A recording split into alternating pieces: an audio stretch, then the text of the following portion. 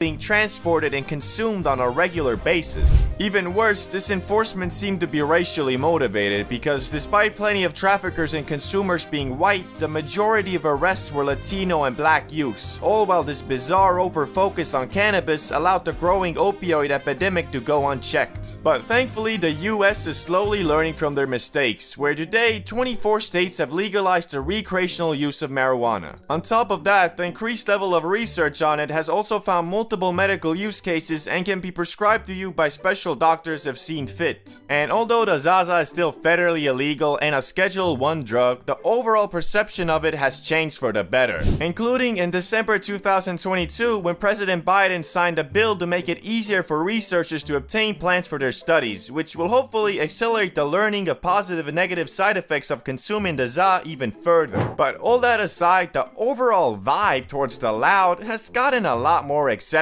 and these days more and more people view the smoking of the grass not as you being a junkie, but the same way as having a couple beers with the homies on a Friday night and watching some WWE. But blazing with people is a lot different than blazing alone, because whereas being alone, you can just let your mind drift to wherever, if you're with others, you have to, well, at least you should, understand the general vibe and direction of the convos and interactions. Unfortunately, however much you might try to be unbiased, you will discover that there are certain people you will want to smoke with again and will always be invited to the sesh. But then there are also dudes who, after you get faded with once, will leave you contemplating if you ever want to consume that za in a social setting again, or at least with new people, cause you never know if the new guy will be the dude who gets way too intense about everything. Nobody likes this dude, and for a reason. When mofos is faded, they just wanna chill and be happy, but this gremlin finds it necessary to express his deepest resentment or strongest belief in his personal opinions. The group could be talking about some chill like the fragrance of the ocean or the beauty of the sun, and this dude will start spitting out shit like,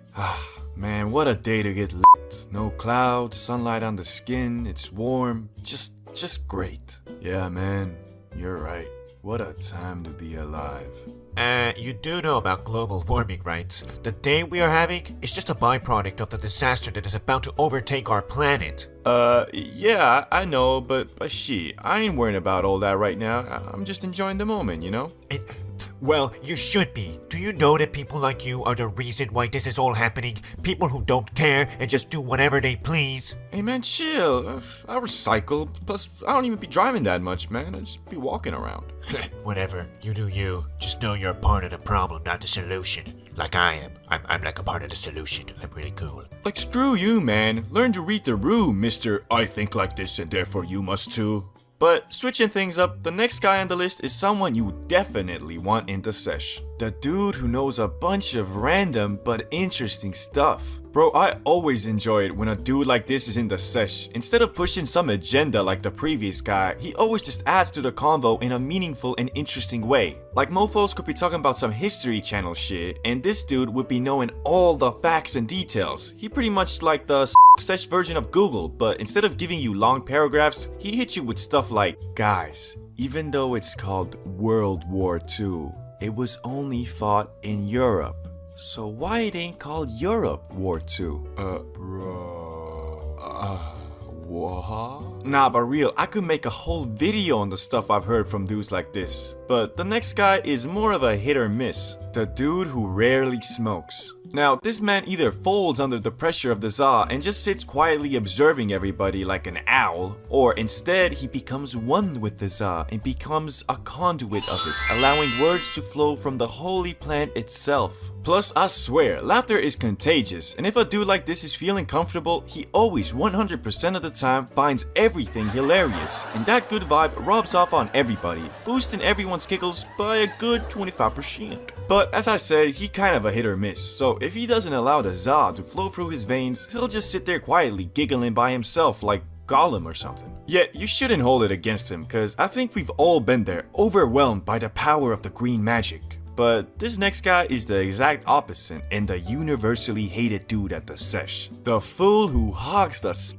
No one likes a greedy spliff hogger, especially if he himself did not bring any to the sesh and is just riding on the other's hard-earned zaza. The excuse this dog always has is, my tolerance is much higher than all yours, so in reality, we're all getting the same amount. And I mean, yeah, technically, but still, that's on you. If you haven't been managing your tolerance and been abusing the za to the point you need to smoke the whole spliff of premium backwood to feel something, then you better bring extra stuff to the sesh. And if you can't afford it, well, start a GoFundMe or something, you goddamn parasite. Shit's pissing me off just thinking about it. But this next guy definitely won't piss you off. In fact, when this dude is rumored to be at the sesh, it's always a must-go. I'm talking, of course, about the plug. Now, you might be wondering, why is this guy so great? Why is it a must-go when he is at the sesh? Well, the answer to that is, he is the plug, and therefore has a shitload of Zaza, and the best part being, it's usually all free. Bro, I've smoked with the plug many times, and they always bust out that exotic stuff for everybody to enjoy. And honestly, that's just a part of it, because this guy knows a lot about the magic green plant, and I swear, the best thing to talk about when high is Zaza, how it's grown, the differences in strains, the differences in effects. It all becomes 200% more interesting when you blazed. And on top of all that, you know for 100% sure that this dude will never freak out nor ruin the group's vibe because he got too high. Shit, my man might freak out for not being high enough. Ever wonder why some dudes can inhale that freshly cut grass an unholy amount of times with eyes so red you think dude is bleeding internally on some exorcist shit, but when asked, "How you feeling, bro?" they'll respond with something like, or, "Honestly, could go for one more J." Well, the reason for a response like that is due to their crack smoker power, which, contrary to popular belief, isn't all about tolerance. Although that can be an important factor, it isn't everything. So Randy, who's 30 years old and has been on a tea break for 2 years now, but has been consistently inhaling that grass for the entirety of his adult life, will be much less likely to freak out over some stupid shit than, for example, Jimmy here, who's been getting high for 2 months straight every day and claims himself a za god. The reason for that is, Jimmy, although his tolerance is almost maxed out, still can't handle the fade in a situation even remotely out of his comfort zone. All that being said, we all start off on level 1. Bro, I think it was laced.